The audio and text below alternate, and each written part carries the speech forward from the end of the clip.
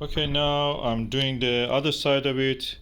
I take the 39 centimeter from the edge of this seam and then 3.5 centimeter from the edge to the end where the rope will go there, and so in total 43. I'll mark it here with this crayon, and I will go like that. And of course this is three and a half, so I have to add another 3.5, so because it will be folded. So this is 3.5 here, so I have to add another 3.5 here, so that will be almost here.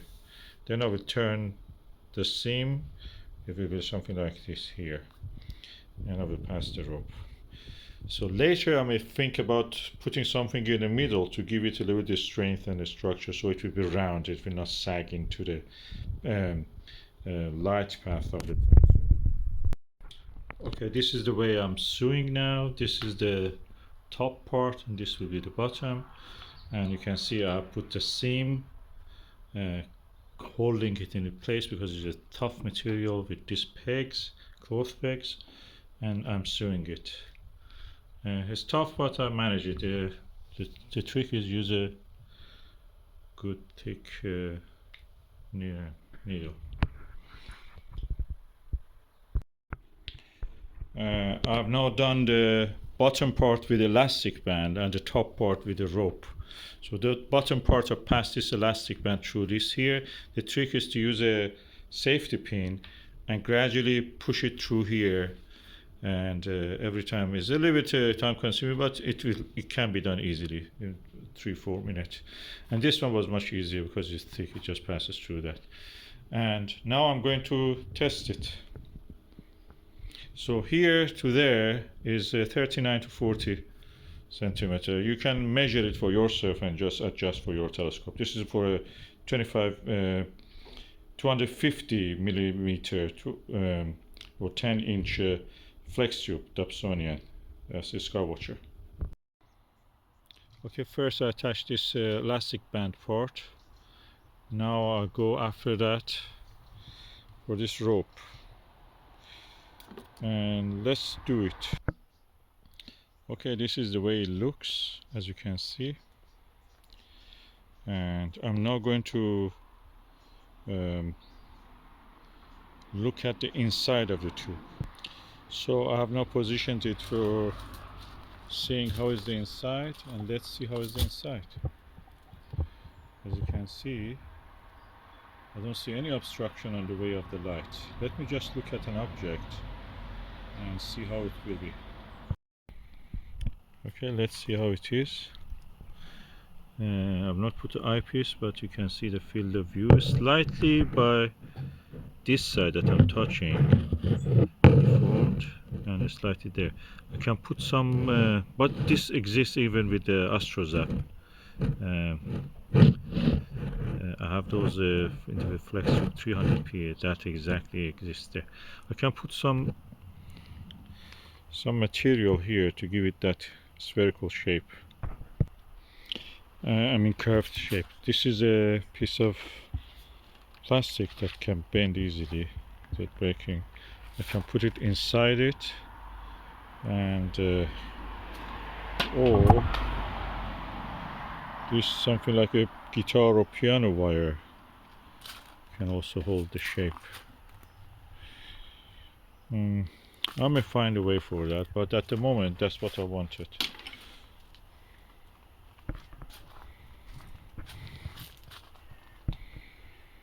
I can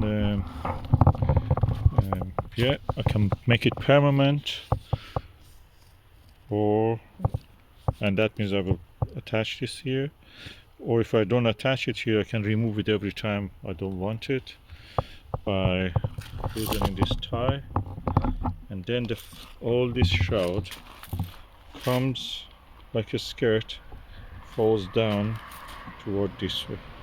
Anytime I'm not using it, it comes like that, and I can put it up if you want to use it. Okay, if you see I put that plastic piece of plastic here, I noticed the AstroZap also has such a thing. So practically that's how it is. And this is the part that I'm pressing, you can see. When you look from here, again the view toward the 1 o'clock is much better. If I press it, you can see that it goes down. So this part I will find another piece of that plastic and put it there. Okay, I've cut that piece of plastic along the length into two pieces, so I can just join them to there.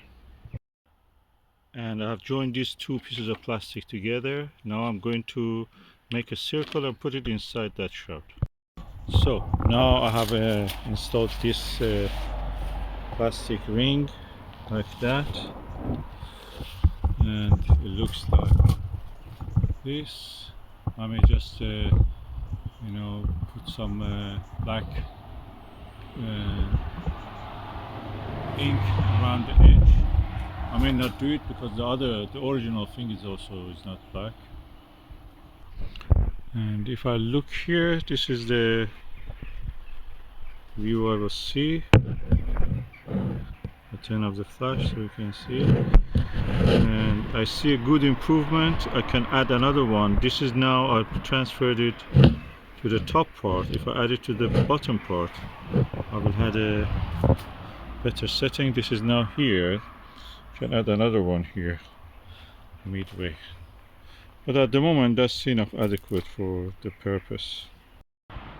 Part of that problem is because of the sagging of here, so when I pull it down that will stretch it and the view will become better. So let me just show it to you now like that. The view is now better, actually it's near circular, so the whole mirror is illuminated almost. And what you see at the 10 o'clock is the focuser actually. I can move it now, you can see this is the focuser. I take it out of the field of view. And with a little duct tape, the size of a fingernail, also attach the excess flap to the rest of the shroud. So practically it's not bothering, it's not hanging, it's blocking the light also. That's very good. And this the price of this is now, depending on where you buy it, anything between £100 to £200, and I made it almost for free. I started by around 6 o'clock and now is around 7:30 and it's done.